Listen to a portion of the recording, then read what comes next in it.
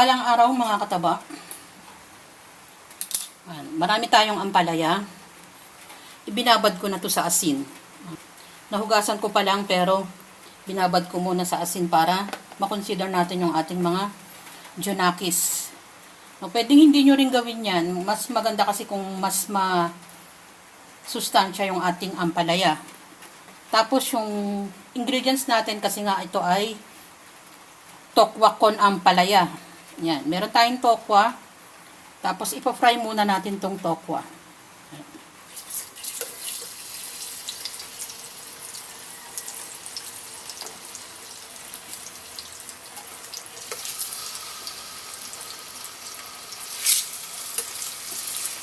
Gugupitin ko na lang yan mamaya. Palahati ito ng isang buong tokwa to pero hinati ko. Kasi dadalawang lutuin ko naman yun. Ibang klaseng luto naman yung iba. Tapos meron tayo ditong bawang, sibuyas, oyster sauce, isang pirasong siling green, pork stock. Yan. Meron ako ditong pinakulo na pork. Hahaluan ko ng konting pork para yung mga bata ay hindi malungkot sa tokwa. Di ba na? Yan. Balikan natin habang pina-fry natin yung ating tokwa. Dito sa pinagprituhan natin ng tokwa, yan, dito na tayo magigisa. Binawasan ko lang yan ng mantika. Bawang, sibuyas. Nahiwa ko na rin yung ating tokwa. Yan. Hiwa ko ng tamang laki ng square.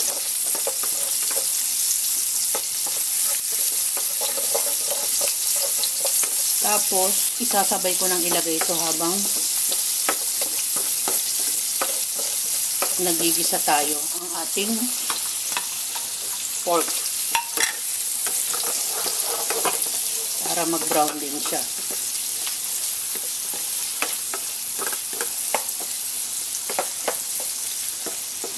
Pabayaan muna natin at tatakpan ko.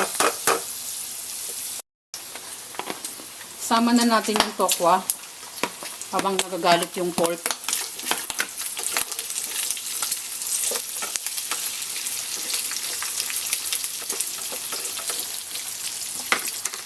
Pampalasa, paminta,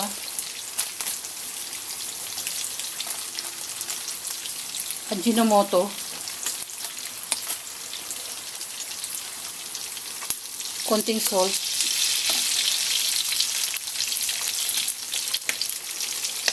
oyster sauce,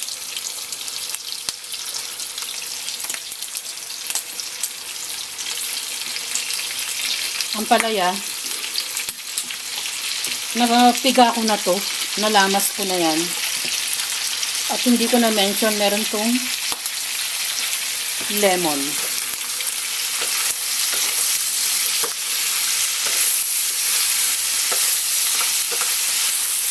Lagay na rin natin itong konting, ganyan muna karami, chicken stock.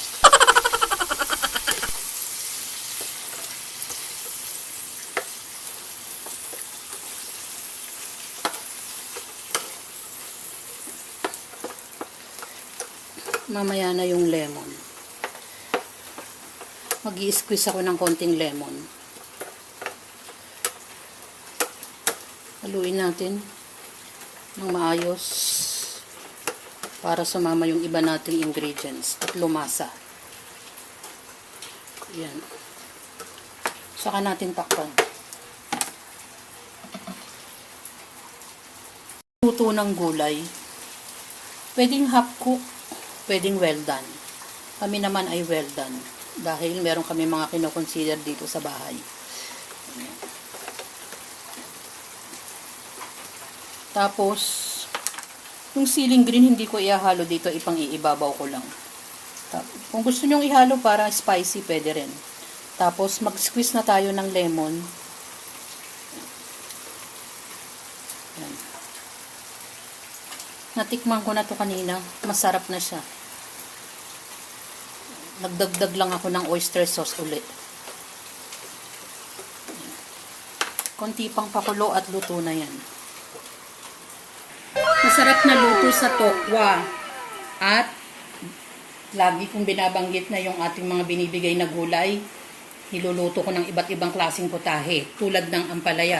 Umuusok-usok pa yan mga kataba dahil bagong luto nga yung ating tokwa con ampalaya. Konting pork lang ang inilagay ko dyan, mas maraming tokwa.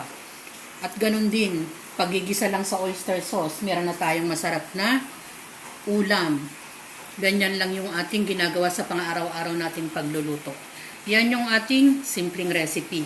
Enjoy, kumain, at maging masaya. Salamat sa panunood.